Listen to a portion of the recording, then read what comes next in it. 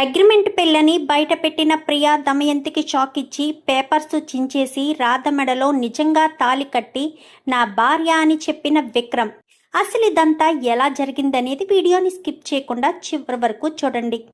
నువ్వు లేక నేను లేను అప్కమింగ్ ఎపిసోడ్స్లో ఏం జరగబోతుందో ముందుగా తెలుసుకోవాలి అనుకుంటే వీడియోని లైక్ చేసి ఛానల్ని సబ్స్క్రైబ్ చేసుకుని పక్కనే ఉన్న బెల్ సింబల్లో ఆల్ పై క్లిక్ చేయండి. చిట్టి రాధా ఇద్దరు ఒక్కరేనన్న విషయం రామచంద్ర తెలుసుకోవాలి అని మీరు కూడా కోరుకుంటే కామెంట్లో ఎస్ అని టైప్ చేయండి.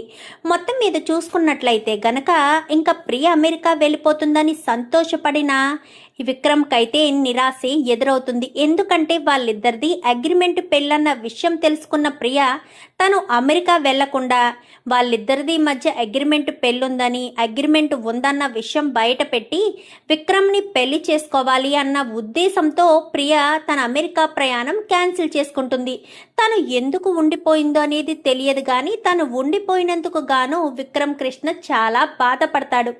ఇంకా అలా బాధపడిన విక్రమ్ కృష్ణను ఓదారుస్తూ వదిలేసేయండి, తనకి ఏదైనా పనుండొచ్చు, బహుశా మీరంటే ఇష్టం కదా తనకి, అందుకు ఈ వెళ్లకుండా ఉండుండొచ్చు అని చెప్పి అనుకుంటుంది. కానీ దమయంతి చెప్పిన విషయం ప్రకారం ఇంకా ప్రియ ఏమనుకుంటుందంటే అగ్రిమెంట్ పేపర్స్ ఎక్కడున్నాయన్న విషయం బయటపెట్టి అగ్రిమెంట్ పేపర్స్ని చూపించి మరి వీళ్ళిద్దరిది అగ్రిమెంట్ మ్యారేజ్ అన్న విషయం బయట పెట్టాలి అని. ఇంకా ప్రియ అయితే వీళ్ళ గదిలోకి వచ్చి మొత్తం వెతుకుతూ ఉంటుంది. ఎంత వెతికినా అగ్రిమెంట్ పేపర్స్ కనిపించవు. ఈలోపు రాధ రానే వస్తుంది. ఏదో ప్రియకు కనిపించకుండా ఉన్న అగ్రిమెంట్ పేపర్స్ని బయట పెట్టడం కోసమో ఏంటో అగ్రిమెంట్ పేపర్స్ ఎక్కడున్నాయో ఎవరైనా తీసుకున్నారేమో, జాగ్రత్తగా ఉన్నాయో లేవో ఒకసారి చెక్ చేద్దామని పరుపెత్తి పరుపు కింద చూడడంతో అగ్రిమెంట్ పేపర్స్ కనిపిస్తాయి. అమ్మయ్య ఇక్కడే ఉన్నాయని మళ్ళీ వాటిని అక్కడ పెట్టేస్తుంది.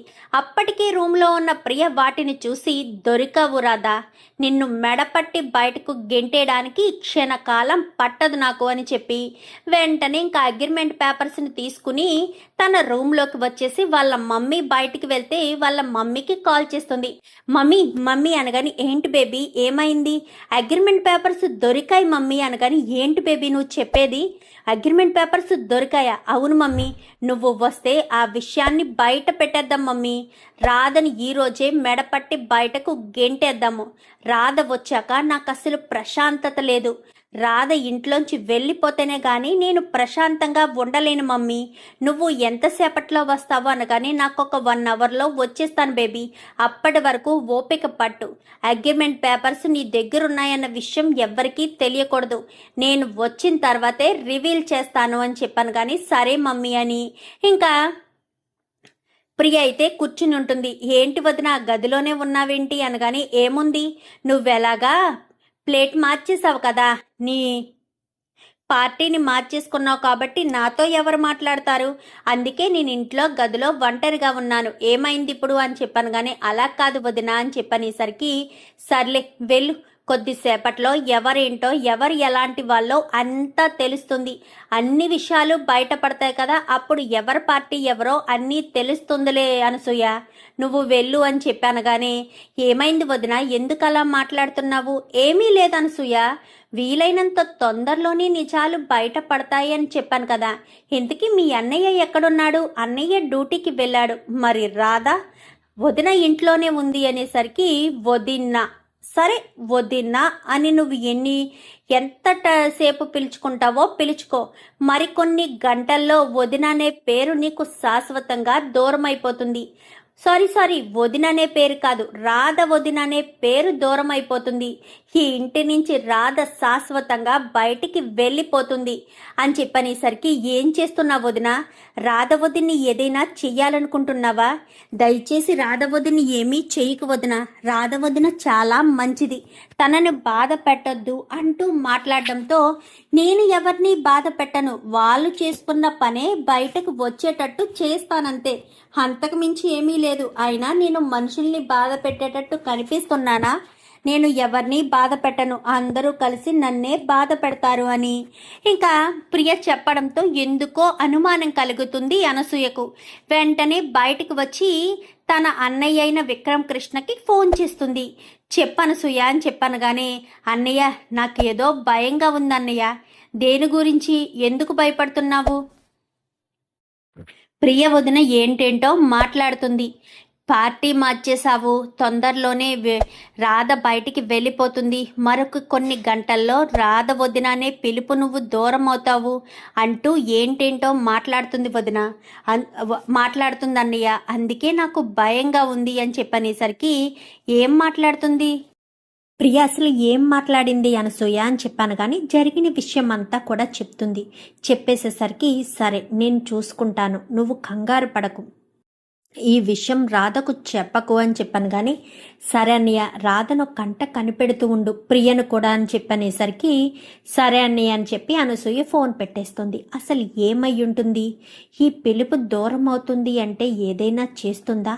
అసలు అగ్రిమెంట్ పేపర్స్ ఎక్కడున్నాయో ఏంటో ముందు రాధకు ఫోన్ చేసి అడగాలి అని వెంటనే రాధకు ఫోన్ చేస్తాడు. చేసేసరికి చెప్పండి అనగానే అగ్రిమెంట్ పేపర్స్ ఎక్కడున్నాయో చూసావా అనగానే 1 గంట క్రితం చూశాను అనేసరికి ఒక్కసారి ఇప్పుడు వెళ్ళి చూడు అనేసరికి సరే అని వెళ్ళి తన బెడ్రూమ్లోకి వెళ్ళి చూస్తుంది. చూసేసరికి అక్కడ అగ్రిమెంట్ పేపర్స్ ఫైల్ ఉండదు.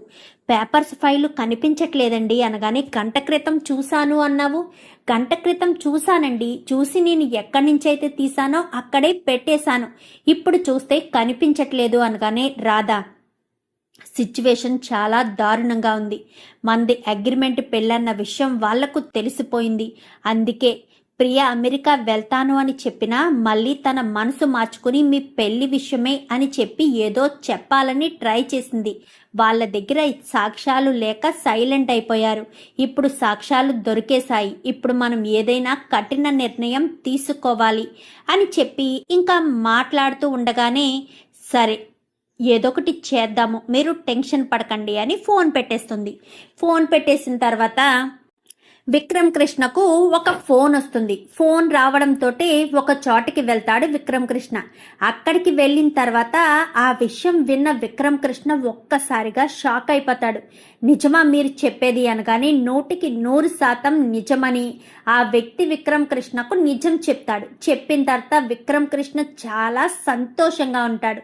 సంతోషంగా ఉండేసరికి ఈలోపు విక్రమ్ కృష్ణకి దమయంతి ఫోన్ చేస్తుంది. ఎక్కడున్నావు విక్రమ్ కృష్ణ అని చెప్పాను. కానీ నేను స్టేషన్లో ఉన్నాను అత్తయ్య, అర్జెంటుగా నీతో మాట్లాడాలి, ఇంటికి వస్తే బాగుంటుంది అనగాని ఇప్పుడే బయలుదేరి వస్తున్నాను అని ఇంకా ఇంటికి బయలుదేరతాడు.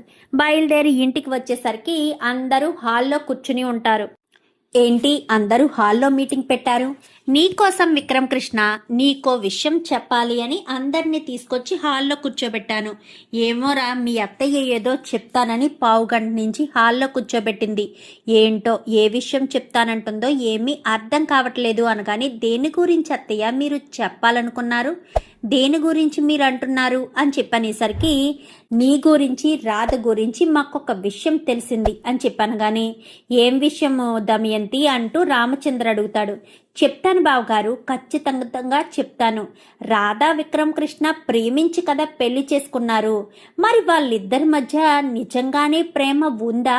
వాళ్ళిద్దరూ నిజంగానే కాపురం చేస్తున్నారా, లేక ఇద్దరు ఒకే గదిలో ఉంటున్నారా?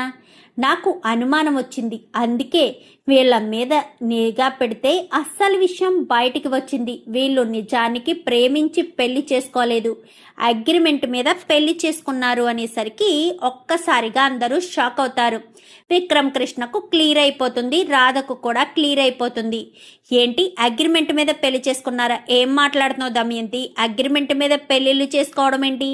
అగ్రిమెంట్ల మీద వేరే చేస్తారు కానీ పెళ్లిళ్ళు చేసుకుంటారా?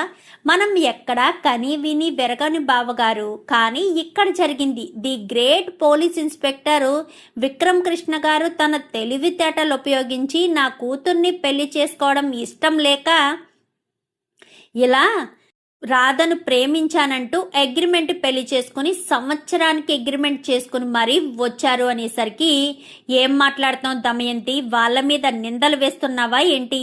వాళ్ళు అబద్ధం చెప్పవలసిన అవసరం ఏముంది? నా కొడుకు రాధను నిజంగానే ప్రేమించాడు, పెళ్లి చేసుకున్నాడు. అయితే ఏమైంది? నువ్వు ఇలా అగ్రిమెంటు అది ఇది అంటూ మాట్లాడుతుంటే అస్సలు బాగోలేదు అనగానే అస్సలు బాగోదన్నయ్యా, ఎందుకు బాగుంటుంది? నా దగ్గర సాక్ష్యాలు లేకుండానే మాట్లాడుతున్నాను అనుకుంటారా? సాక్ష్యాలు లేకుండా మాట్లాడితే విక్రమ్ కృష్ణ సైలెంట్గా ఊరుకుంటాడా? అస్సలు ఊరుకోడు కదా. అందుకోసమని పూర్తి సాక్ష్యాలు నా దగ్గర పెట్టుకునే మాట్లాడుతున్నాను. విక్రమ్ కృష్ణ కావాలని రాధను అగ్రిమెంట్ మ్యారేజ్ చేసుకున్నాడు. రాధకు కూడా అగ్రిమెంట్ మ్యారేజే జరిగింది. తనకు కావాల్సింది ఏంటో తెలియదు కానీ విక్రమ్ కృష్ణ మాత్రం రాధను తన జీవితంలో ఉంటే ప్రియను పెళ్లి చేసుకోకుండా ఉండొచ్చు అన్న ఉద్దేశంతోనే రాధను అగ్రిమెంట్ పెళ్లి చేసుకుని ఇంటికి తీసుకొచ్చాడు. ఇదిగోండి సాక్ష్యం అంటూ తన దగ్గర ఉన్న డాక్యుమెంట్స్ని కాస్త తీసి ఇస్తుంది. ఇచ్చేసరికి అదంతా కూడా చూసి షాక్ అయిపోతాడు రామచంద్ర. ఏంటిది విక్కీ, నువ్వు రాధను ప్రేమించి పెళ్లి చేసుకోలేదా? మన ప్రియను కాదని ప్రియను పెళ్లి చేసుకోవడం ఇష్టం లేక పెళ్లి చేసుకున్నావా? చెప్పు విక్రమ్ కృష్ణ, చెప్పు అని చెప్పాను కానీ అది మామయ్య అని చెప్పాను కానీ అబద్ధం చెప్పాలని మాత్రం ట్రై చేయొద్దు విక్రమ్ కృష్ణ. నువ్వు అబద్ధం చెప్పవని నాకు తెలుసు. అబద్ధం చెప్తే మాత్రం నేను అస్సలు ఊరుకోను. చెప్పరా, అసలు ఏం జరిగింది? నువ్వు రాధను ఎందుకు పెళ్లి చేసుకున్నావు? రాధను పెళ్లి చేసుకోవడం వెనుక కారణం ఏంటి? నిజంగానే నువ్వు రాధను ప్రేమించే పెళ్లి చేసుకున్నావా, లేక మీ అత్తయ్య అంటున్నట్టు అగ్రిమెంట్లో ఉన్నట్టు అగ్రిమెంట్ పెళ్ళే చేసుకున్నావా? చెప్పు విక్రమ్ కృష్ణ అని చెప్పి ఇంకా రామచంద్ర నిలదీసి అడిగేసరికి, అవును, నేను రాధను అగ్రిమెంట్ పెళ్లి చేసుకున్న మాట నిజమే. ఎందుకంటే నేను ప్రియను పెళ్లి చేసుకోవాలని ఏ రోజు అనుకోలేదు. ప్రియ అంటే నాకు ఇష్టం లేదు. ప్రియను జీవితంలో నా భాగస్వామిగా నేను అనుకోలేదు. మరి అలాంటి తప్పుడు రాధని ఎలా అనుకున్నావు బావా? రాధతో ఎలా కలిసుందామనుకున్నావు అనగానే, రాధతో నేను కలిసుందాము అన్న ఉద్దేశంతో రాధని పెళ్లి చేసుకోలేదు కదా. కేవలం రాధను అగ్రిమెంట్ పెళ్లి మాత్రమే చేసుకున్నాను. రాధను కేవలం అగ్రిమెంటు అని చేసుకున్నాను తప్ప వేరే ఉద్దేశంతో కాదు అని చెప్పనేసరికి, అయితే ఈ అగ్రిమెంట్ చెల్లదు. నువ్వు నన్ను పెళ్లి చేసుకోవాల్సిందే. పెళ్ళా? నిన్ను చేసుకోను. నేను పెళ్లి చేసుకోవాలని ఫిక్స్ అయ్యే వచ్చాను అనేసరికి, పెళ్లి చేసుకోవాలని ఫిక్స్ అయ్యి రావడం ఏంటి బావా? నీకు వేరే ఆప్షన్ లేదు. నీకు నేను తప్ప వేరే ఆప్షన్ లేదు. నువ్వు రాధని అగ్రిమెంట్ పెళ్లి చేసుకున్నావన్న విషయం తెలియడంతో నేనే నిన్ను పెళ్లి చేసుకోవాలని నిర్ణయం తీసుకున్నాను. నువ్వు నన్ను తప్ప ఎవరిని పెళ్లి చేసుకోలేవు అంటూ ప్రియ అనగానే, ఇప్పుడు నువ్వు ఈ అగ్రిమెంట్ పేపర్స్తో నన్ను రాధను విడదీద్దామనుకుంటున్నావా? నేను విడదీయడం ఏంటి బావా? సంవత్సరం తర్వాత మీరే విడిపోతారు. ఇప్పుడు అగ్రిమెంట్ విషయం తెలిసింది కాబట్టి రాధని ఇంట్లో ఒక్క క్షణం కూడా ఉంచరు. ఈ అగ్రిమెంట్ పేపర్ సహాయంతోనే రాధని ఇంట్లోంచి బయటకు గెంటేస్తాను. రాధ అగ్రిమెంట్ పెళ్లి చేసుకుని ఇంట్లో అడుగు పెట్టిందని అందరి ముందు బయట పెడతాను. ఊరంతా టామ్ టామ్ చేస్తాను అనగాని, ఈ అగ్రిమెంట్ పేపర్సే కదా అని వెంటనే ఇంకా విక్రమ్ కృష్ణ గబగబా దేవుడి గదిలోకి వెళ్తాడు. దేవుడి గదిలో ఎప్పుడు ఒక మంగళసూత్రం ఉంటుంది. అది విక్రమ్ కృష్ణకు ఇటు ప్రియకు పెళ్లి చేయడం కోసమని తీసుకున్న మంగళసూత్రం. ఆ మంగళసూత్రాన్ని తీసుకొస్తాడు. ఎందుకంటే విక్రమ్ కృష్ణ కట్టిన తాళిని తెంపేస్తుంది రాధ. ప్రియ తెంపేసి, మీది అగ్రిమెంట్ పెళ్లి, ఇంకా నీకీ మెళ్ళలో తాళెందుకే అంటూ తాళిని తెంపేసి కింద పడేయడంతో ఇంకా విక్రమ్ కృష్ణ ప్రియను కొట్టకుండా ప్రియ చేతిలో ఉన్న అగ్రిమెంట్ పేపర్స్ను తీసుకుంటాడు. ఈ పేపర్స్ బట్టే కదా రాధ నా భార్య, అగ్రిమెంట్ ప్రకారము అని చెప్పారు. రాధని ఇప్పుడు నేను నిజంగా పెళ్లి చేసుకుంటాను. అగ్రిమెంటు లేదు, ఏమీ లేదు అని అగ్రిమెంట్ పేపర్స్ ప్రియ చేతిలోంచి తీసుకుని చించి ముక్కలుగా చేసి తను దేవుడు రూమ్లోంచి తీసుకొచ్చిన అదే మంగళసూత్రాన్ని రాధ మెడలో కట్టేస్తాడు. అందరూ అలా చూస్తూ ఉండిపోతారు. విక్రమ్ ఏం చేస్తున్నావు అని చెప్పి అందరు అడుగుతారు కానీ రాధ మాత్రం స్టన్ అయిపోయి ఉండిపోతుంది. అలా ఉండిపోయిన రాధ మెడలో 3 ముళ్ళు వేసి, రాధ నా భార్య, అగ్రిమెంటు లేదు, ఏమీ లేదు, జీవితాంతం మేమిద్దరం భార్యాభర్తలుగానే బ్రతుకుతాము. ఇప్పుడేం చేస్తావు? అగ్రిమెంట్ పేపర్ అంటూ అగ్రిమెంట్ విషయాన్ని బయట పెట్టావు కదా. ఇప్పుడు అగ్రిమెంటు లేదు, ఏమీ లేదు, రాధ నా భార్య, ఏం చెయ్యగలవు? రాధే నా భార్య అంటూ రాధ భుజం మీద చెయ్యి వేసి మరీ విక్రమ్ కృష్ణ దగ్గరికి లాక్కుంటాడు. రాధ అలా చూస్తూ ఉండిపోతుంది. విక్రమ్ ఏం చేస్తున్నావు అనగానే, నేను మొదటి నుంచి ఎవరినైతే పెళ్లి చేసుకోవాలనుకున్నానో నేను వాళ్ళనే పెళ్లి చేసుకున్నాను మామయ్య. నేను రాధను అగ్రిమెంట్ పెళ్లి చేసుకోనున్నది నిజమే. చేసుకోవాలనుకున్నది కూడా నిజమే. ప్రియను పెళ్లి చేసుకోకుండా రాధని అగ్రిమెంట్ పెళ్లి ఎందుకు చేసుకున్నానంటే తన తండ్రిని విడిపిస్తానని తను అగ్రిమెంట్కి ఒప్పుకొని మరీ నన్ను పెళ్లి చేసుకుంది. కానీ ఎప్పుడైతే ఇంట్లో నిజం తెలిసిపోయిందో ఇప్పుడు నేను రాధను మళ్ళీ ఎందుకు పెళ్లి చేసుకున్నానో తెలుసా? నేను చిన్నప్పటి నుంచి చిట్టిని ప్రేమించాను కదా మామయ్య. చిట్టినే నా ప్రాణమనే కదా ప్రియను పెళ్లి చేసుకుండా రాధను అగ్రిమెంట్ పెళ్లి చేసుకున్నాను. అందుకే అప్పుడు రాధని చేసుకున్నాను, ఇప్పుడు నా చిట్టి మెడలో నేను తాళి కట్టాను అనేసరికి ఒక్కసారిగా రామచంద్ర షాక్ అవుతాడు. ఏంటి, చిట్టి మెడలో తాళి కట్టవా? నువ్వు తాళి కట్టింది రాధ మెడలో కదా అని చెప్పాను. కానీ కాదయ్యా, తను రాధ నా కూతురుగా, మీ కూతురు చిట్టియేనంటూ సీనయ్య ఎంట్రీ ఇస్తాడు. ఎందుకంటే సీనయ్యని బెయిల్ మీద విడిపించి తనతో పాటు తీసుకువస్తాడు. ఏంటి సీనయ్య ఏమంటున్నావు అనగానే, అవునయ్యా, మీ చిన్నప్పుడు మీ దగ్గర నుంచి దూరమైన మీ కూతురు చిట్టినే రాధగా నా దగ్గర పెరిగింది. తనకు పైనుంచి పడిపోవడంతో, తనకు గతం మర్చిపోవడంతో, తను ఆ గతాన్ని మర్చిపోయి ఉండడంతోనే మేము రాధమ్మ అని పేరు పెట్టుకున్నాము. అప్పటి నుంచి రాధానే పిలుచుకుంటున్నాము. ఎప్పుడైతే మీ ఇంటికి నేను వచ్చి మీ గదిలో ఉన్న మీ కూతురు ఫొటోస్ చూసానో అప్పుడే నాకు అర్థమైంది, నా దగ్గర పెరుగుతున్న రాధే మీ కన్న కూతురు చిట్టి అని. ఆ రోజే నిజం చెప్పాలనుకున్నాను, కానీ ఈ దమయంతి గారి వల్లే నిజాన్ని చెప్పలేను. ఎందుకంటే చిన్నప్పుడు మీ దగ్గర నుంచి రాధను దూరం చేసింది ఈ దమయంతే కాబట్టి ఇప్పుడు కూడా ఈ చిట్టిని ఎక్కడ దూరం చేస్తుందోనన్న ఉద్దేశంతోనే నేను నిజాన్ని చెప్పలేదు అని చెప్పి మాట్లాడేసరికి ఒక్కసారిగా షాక్ అయిపోతాడు రామచంద్ర. ఏం మాట్లాడుతున్నావు సీనయ్య అని చెప్పాను. కానీ నిజం మాట్లాడుతున్నానయ్యా, చిన్నతనంలో మీ భార్యకు మీ కూతుర్ని దూరం చేసింది ఎవరో కాదు, మీ మరదలు దమయంతి. ఆవిడే ఇప్పుడు రాధా చిట్టి ఇద్దరు ఒక్కరేనన్న విషయం తెలుసుకుని రాధను చంపాలని ప్లాన్ చేసింది. నేను ఆ విషయం తెలిసే రాధకు ప్రమాదం అని చెప్పి నేను చెయ్యని తప్పుకి జైల్లో ఉన్నాను. నేను బయటకు వచ్చిన మరుక్షణం రాధను ఎక్కడ ప్రాణాలు తీసేస్తుందో, రాధా చిట్టి ఇద్దరు ఒక్కరేనన్న విషయం చెప్పమని నన్ను ఎక్కడ అడుగుతుందోనన్న ఉద్దేశంతోనే నేను చెప్పలేదు. బయటికి రాకుండా జైల్లోనే ఆ తప్పు నేనే చేశానని ఒప్పుకొని ఉండిపోయాను. ఇంకా విక్రమ్ గారికి ఫోన్ చేసి నిజం చెప్పాలని ఫోన్ చేసి ఆయన్ని జైలుకి రమ్మని ఆయనకి అసలు విషయం చెప్పేశాను.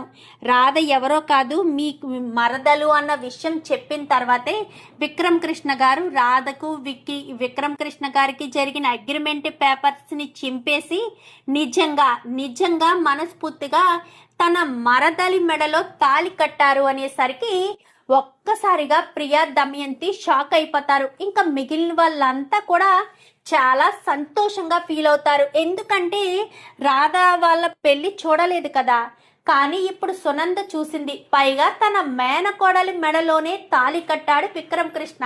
సో అందుకని చాలా సంతోషపడిపోతుంది.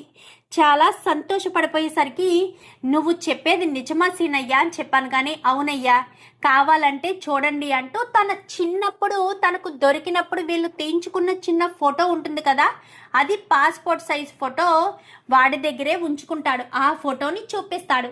చూపించేసరికి ఒక్కసారిగా రామచంద్ర ఫోటోని చూడడంతో, ఎందుకంటే చిన్నప్పుడు తప్పిపోయినప్పుడు ఎలా అయితే ఉందో చిట్టి అప్పుడు వాడి దగ్గర ఉన్నప్పుడు, అంటే సీనయ్య దగ్గర ఉన్నప్పుడు కూడా అలానే ఉండేసరికి గుర్తుపట్టి అవును తను నా చిట్టినే అమ్మ చిట్టి అంటూ రామచంద్ర చిట్టిని హత్తుకుంటాడు.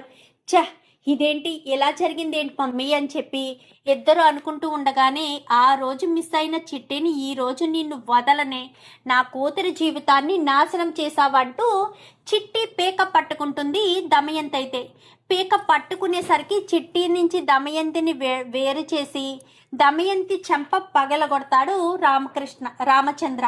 ఏం చేస్తున్నావు నీకు తెలుస్తుందా? చిన్నప్పుడు నా భార్యని నా బిడ్డని దూరం చేశావు. నీ భర్తను నేను కావాలని దూరం చేశాను అనుకుంటున్నావా దమయంతి? నీ భర్త చేసిన అప్పులకు అవన్నీ సాక్ష్యాలతో దొరికే కాబట్టే నీ భర్తను అరెస్ట్ చేస్తాను అని చెప్పాను. కానీ నీ భర్త తొందరపాటు నిర్ణయంతో తప్పులు తనే చేసి తప్పుని సరిదిద్దుకోవడం మానేసి కావాలని సూసైడ్ చేసుకుని చనిపోయాడు. దానికి నేనేం చేయాలి? నువ్వు నా కుటుంబం మీద కక్ష కట్టి నా భార్యను దూరం చేశావు. నిన్ను మాత్రం క్షమించే కదా ఇంట్లో ఉంచాను. ఎన్ని రోజులు నా భార్య బిడ్డను దూరం చేసింది ఎవరో అని అనుకున్నాను. శత్రువులు ఎక్కడో లేరమ్మా, ఇంట్లోనే ఉన్నారు. ఇంట్లోనే శత్రువులు ఉండి నా బిడ్డను నా భార్యని దూరం చేశారమ్మా అంటూ ఎంతో బాధపడుతూ రామచంద్ర అనేసరికి దమయంతి చంప చెల్లు మనిపిస్తుంది. రామచంద్ర తల్లైతే నువ్వింత దుర్మార్గురాలవని అస్సలు అనుకోలేదు. నా పెద్ద కోడలు జీవితాన్ని నాశనం చేస్తావా? నా పెద్ద కోడలు ప్రాణాన్ని తీసి నా మనవరాల్ని దూరం చేస్తావా? ఇప్పుడు కూడా మేము ఇంతమంది ఉన్నా ఇంత ధైర్యంగా నా మనవరాలి ప్రాణాలు తీయడానికి కూడా వెనకడలేదు. అసలు నిన్ను ఇలాంటి దాన్ని ఇంటి బయట ఉండనివ్వకూడదు.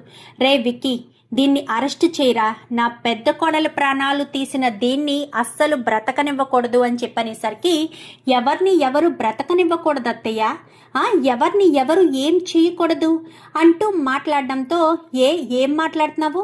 నా పెద్ద కోడలు ప్రాణాలు తీయలేదా? మరి మీ చిన్న కొడుకు ప్రాణాలు తీసింది మీ పెద్దబ్బాయి కాదా? వాడేం చేశాడు? వాడు తప్పులు చేశాడు. తప్పులు చేసిన దానికి వాడి డ్యూటీ వాడు చేయాలనుకున్నాడు.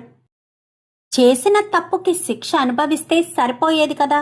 తొందరపాటు నిర్ణయం తీసుకుని ప్రాణాలు తీసుకున్నాడు. దానికి రామచంద్ర తప్పు లేదు కదా.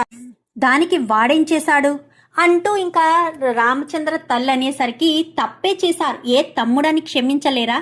తమ్ముడని ఎందుకు క్షమించాలి? వాడు డ్యూటీలో జాయిన్ అప్పుడు తన మన పర భేదం లేకుండా తను ఖచ్చితంగా ఎవరినైనా శిక్షిస్తానని కదా వాడు వాగ్దానం చేసి డ్యూటీలో జాయిన్ అయ్యాడు. తప్పులు చేయడం నీ భర్త వంతైతే వాడు క్షమించి వదిలేయడం వాడి వంతు అవ్వాలా? వాడి డ్యూటీ వాడు చెయ్యాలనుకున్నాడు. తొందరపడి ప్రాణాలు తీసుకుంది నీ భర్త. ఇప్పుడు నువ్వు తొందరపడి ఆలోచన శక్తి లేకుండా నా పెద్ద కోడల్ని నా మనవరాల్ని కూడా దూరం చేయాలని చూసావు. నా పెద్ద కోడలు ప్రాణాలు విడిచింది, నా మనవరాలు 15 సంవత్సరాలు దూరంగా ఉంది. ఇన్ని కష్టాలు పెట్టి ఇంత దారుణంగా చేసిన నిన్ను అస్సలు వదిలిపెట్టకూడదు. విక్కీ, క్షణం కూడా ఆలస్యం చేయకుండా అరెస్ట్ చేసి తీసుకువెళ్ళి దీన్ని అందరి ముందు నా మనవరాలు ప్రాణాలు తీయడానికి చూసిందని మేమే కంప్లైంట్ ఇస్తాము అనేసరికి అన్యాయం అత్తయ్య. నా కూతురు భవిష్యత్తును నాశనం చేశారు. నా జీవితాన్ని నాశనం చేశారు. ఎవరు జీవితాన్ని ఎవరు నాశనం చేయలేదు దమయంతి. నీ కూతురు నీ భవిష్యత్తుని నువ్వే నీ చేతులారా నాశనం చేసుకున్నావు. అయినా వాడు చిన్నప్పటి నుంచి చిట్టి అంటూనే ఉన్నాడు కదా. మరి చిట్టినే పెళ్లి చేసుకుంటాను అన్నాడు కదా. మరి అలాంటి తప్పుడు వాడి మనసు మార్చి వాడిని బలవంతంగా ఎలా నీ కూతురికి కట్టపెడదామనుకున్నావు? ఓహో, నువ్వు చేసిన తప్పులు రేపన్నా రోజున బయట పడితే అత్తగారే కదా అని నా మనవడు నిన్ను వదిలేస్తాడు అని అనుకున్నావా? అలా ఎలా వదిలేస్తాడనుకున్నావు? తోడ పుట్టిన తమ్ముణ్ణే వదలని నా కొడుకు వాళ్ళ అత్తగారు తప్పు చేస్తే ఎలా వదిలేస్తాడు నా మనవడు? ఎప్పటికీ వదిలిపెట్టేదే లేదు. నువ్వు చేసిన పాపాలు పండాయి. నా మనవడు నా మనవరాల్ని పెళ్లి చేసుకుని సంతోషంగా ఉన్నాడు. నువ్వు మాత్రం జీవితాంతం జైల్లో చెప్పకూడు తింటూ ఉండడమే. చేసిన తప్పులు ఎక్కడికి పోతాయి? నువ్వు చేసిన తప్పుకి తండ్రి దూరమయ్యాడు, తల్లి జైలు పాలవుతుంది, నీ కూతురు అనాథలా ఉండిపోతుంది. ఉండాలనుకుంటే ఎక్కడా లేదైనా అమెరికాలో ఎక్కడున్నా అనాథలానే ఉండడం తప్ప వేరే ఆప్షనే లేదు అంటూ మాట్లాడేసరికి ఎవరిని వదిలిపెట్టను, నేనొక రాజకీయ నాయకురాలని అన్న విషయం మర్చిపోయారా అత్తయ్య? నువ్వు తప్పు చేశావని హైకమాండ్కి తెలిస్తే రాజకీయం ఏంటి? ఏ పోస్టులోంచైనా నిన్ను హోస్టింగ్ చేయడం క్షణకాలం పట్టదు. అర్థమవుతుందా? నోరు మూసుకుని వెళ్ళెక్కడి నుంచి.